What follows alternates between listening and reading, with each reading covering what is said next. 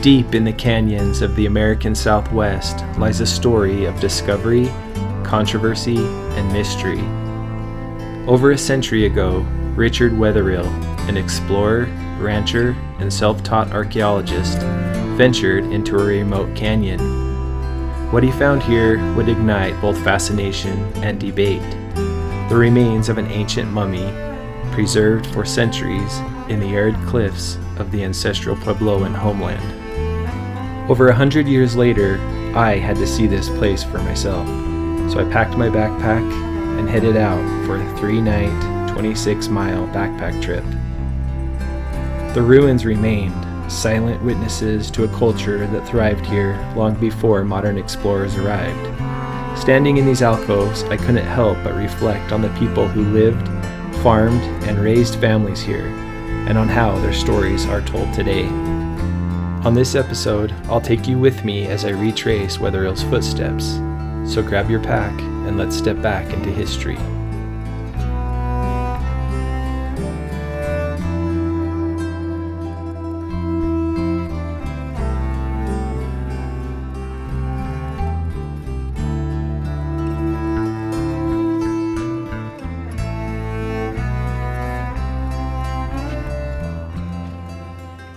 Benjamin Weatherill, patriarch of a steadily growing clan, had led his family on an erratic pilgrimage through the Midwest, homesteading in Wisconsin, Iowa, Kansas, and Missouri, before fetching up in 1880 in southwestern Colorado.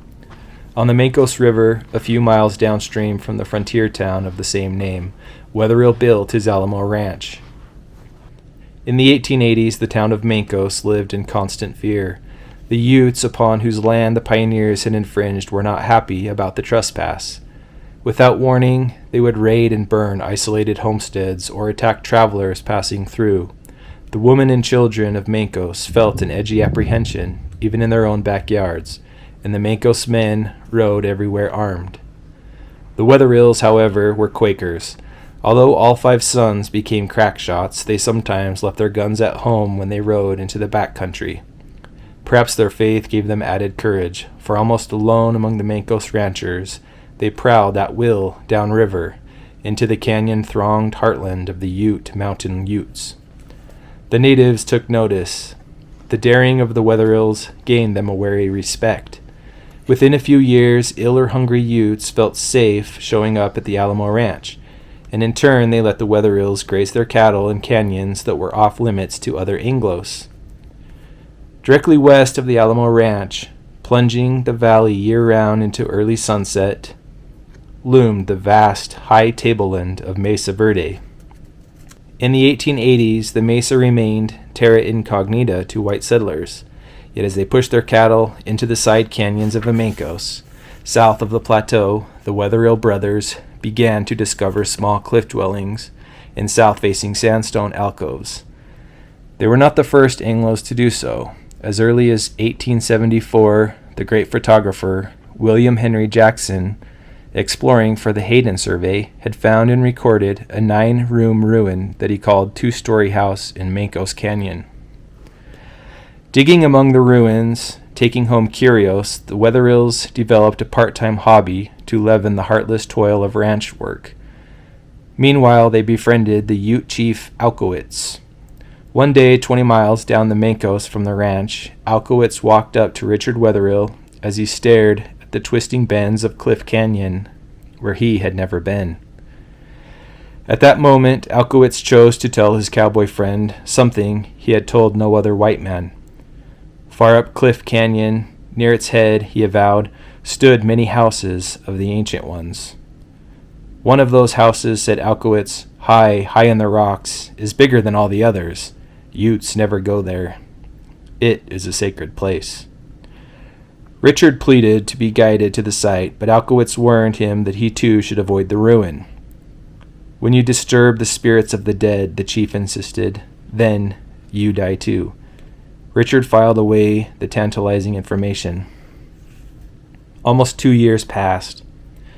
On a bitter day in December 1888, with snow on the wind, Richard and his brother-in-law, Charlie Mason, rode horseback along the rim of Mesa Verde, above Cliff Canyon, tracking cattle that had steered far away from their usual pastures. 25 miles from the Alamo Ranch, the cowboys knew they faced a cold storm under the pines before they could bring the cattle in.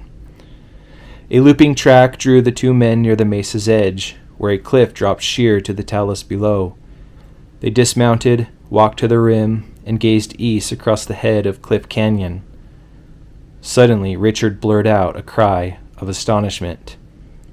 Half a mile away in the cliff forming the canyon's opposite wall loomed an overhang that sheltered a natural cavern fully 400 feet long by 90 feet deep. Inside it stood the pristine ruins of an ancient city. More than 200 rooms, built back to back of stone and mud, dominated by a round, 3-story tower. So this was the place Alkowitz had told Richard about. It looks just like a palace, murmured Mason. Either then or shortly after, Weatherill named the ruin Cliff Palace. The brother-in-law forgot about their cattle. Roping together dead trees with their lariats, they improvised a ladder to descend the cliff, then scrabbled down through the pinyon pines to the canyon floor and up the opposite slope to enter the majestic ruin. It was as if the vanished inhabitants had walked off a few hours before, leaving everything in place. The rooms were strewn with intact ceramic pots sitting in the dust. On the floor, the ranchers found a heavy stone axe, still hafted to its wooden handle. A perfunctory dig in the rubble uncovered 3 skeletons. Wild with the passion of discovery, the men split up to search for other ruins in the few hours of daylight they had left. Weatherill headed northwest across the mesa top and stumbled upon another great ruin, which he named Spruce Tree House. He rejoined Mason at dusk. The men built a campfire and talked into the night. In the morning, the pair found yet a third village, whose most startling feature was a soaring 4-story tower. Square Tower House was the obvious name. Today, Cliff Palace and Spruce Tree House are the only cliff dwellings in Mesa Verde National Park open year-round. Visitors peer from a lookout point down on Square Tower House, whose fragility has caused it to be closed to the public. Meanwhile, Cliff Palace has become the best known of all Anasazi sites, one of the most famous ruins in the world. After his discovery had brought Richard Wetherill a modest celebrity, his brother Al, second in line of the 5 sons, complained that he had glimpsed Cliff Palace a year before Richard had found it, in fading light from half a mile below the site. Both Richie and Charlie Mason granted the younger brother's claim. Many years later, Al Wetherill described that fugitive glimpse. The discovery of Cliff Palace was the turning point in Richard Wetherill's life. A part-time hobby became a passionate obsession as Richard sought to transform himself into a self-taught archaeologist. During the next few years, the Wetherill brothers found ruin after ruin on Mesa Verde, 182 sites in all. They dug at will among the dwellings and carted out not only pots and stone axes and jewelry, but skeletons and skulls. The Antiquities Act would not be passed until 1906. Richard Wetherill and his brothers' passion intensified. Led by Richard, all 5 brothers and Charlie Mason, along with a handful of cronies, began to push their explorations far beyond Mesa Verde. Richard found a series of patrons to bankroll these excursions, most fruitfully Talbot and Fred Hyde, near millionaires from New York who were heirs to the Bab O' Soap fortune. In the virtually unknown wilderness of southeastern Utah, Richard found canyon after canyon spangled with Anasazi ruins. In one of them, in December 1893, he made a great discovery. At the dawn of serious study of the cliff dwellers, the term Anasazi did not become current until 1936. Remarkably, little was known of these ancients. No one could say whether their lost cities were 500 or 3,000 years old. A prevalent assumption held that they were the work of Aztecs from Mexico, whence such place names like Montezuma Creek, Utah, Cortez, Colorado, and Aztec, New Mexico came. Most crucial, no one yet recognized any developmental stages in the culture of the vanished ancients. The various ruins and artifacts were tactically regarded as the product of a uniform people, changeless over time. Richard Wetherill's great discovery changed all that. On a cold December morning in 1893, Richard Wetherill dug beneath a ruin in a small alcove, turning up a familiar scatter of Anasazi pots and tools. A few feet down, he hit a layer of sterile soil. Normally, Richard would have quit at this point, assuming the ruin had yielded its secrets, but a hunch of his brother Al's made him keep digging. 5 feet beneath the surface, he began to uncover remarkable things. The cave was riddled with bottle-shaped pits that had been used as burial cists. Eventually, Weatherill unearthed more than 90 skeletons in the alcove. Some 4/5 of them showed evidence of violent harm, and scattered among the bones were many deadly flint points, including one embedded in a backbone. Was this the site of some prehistoric battle or mass execution? The importance of Wetherill's discovery, however, lay not in the damaged skeletons per se. Almost at once, the rancher-turned-archaeologist made an acute observation. These deep-buried human remains and artifacts differed in important ways from the kind he had dug at Mesa Verde. The people he uncovered 5 feet under had no pottery. They used the atlatl, or spear thrower. Rather than the bow and arrow, they made superb baskets of yucca, willow, and squawbrush, some woven so tight they could hold water. They were slightly taller than the cliff dwellers of Mesa Verde, and they had round skulls, rather than the flattened crania nearly all the skeletons he had previously dug had borne. The flattening is now known to have been caused by the use of the hard cradle boards in infancy. Weatherill was convinced he had found a different people from the cliff dwellers. In a letter to his patron Talbot Hyde, he proposed the term basket people, soon standardized as basket makers. What was more, Weatherill deduced that the basket people had lived in an earlier age than the cliff dwellers. This simple conclusion involved a great intellectual leap. No one in North America had previously correlated depth in the soil with prehistoric age. 6 decades later, the great archaeologist Alfred V. Kidder tipped his hat to the Maine Coast rancher. Quote, "Nelson and I have often been credited with doing the first stratigraphic work in the Southwest, but Richard, in recognizing the greater antiquity of the basket makers than that of the cliff dwellers, used the method many years before anyone else in the field." End quote. Weatherill was wrong about the basket makers being a separate people. They turn out to be the ancestors of the cliff dwellers. Yet the distinction between the basket maker and the Pueblo phases of Anasazi culture, with the transition taking place around AD 750, has become one of the cornerstones of Southwest archaeology.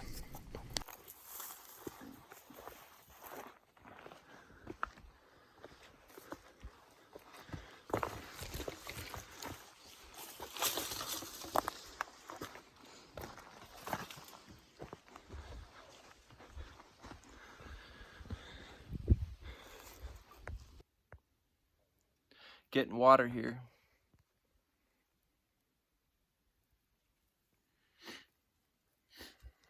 My dad and I camped in the same spot Weatherill had camped in January of 1897.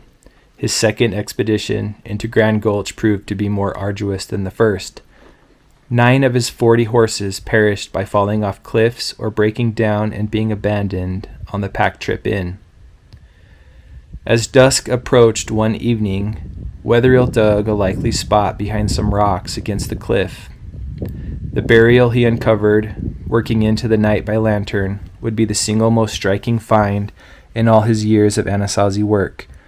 A 5.5-foot wide basket covered another basket.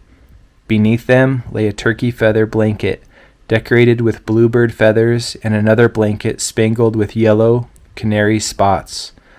A final basket covered the perfectly mummified head of a woman.